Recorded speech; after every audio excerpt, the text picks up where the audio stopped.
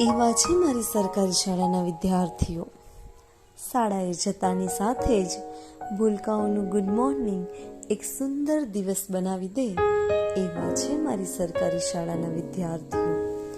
જો એક દિવસ ગેરહાજર હોઈએ તો બીજા દિવસે બેન કાલે કેમ નહોતા આવ્યા એમ કહીને જાણે ભવે ભવનો સંબંધ બાંધી દે એવા છે મારી સરકારી શાળાના વિદ્યાર્થીઓ.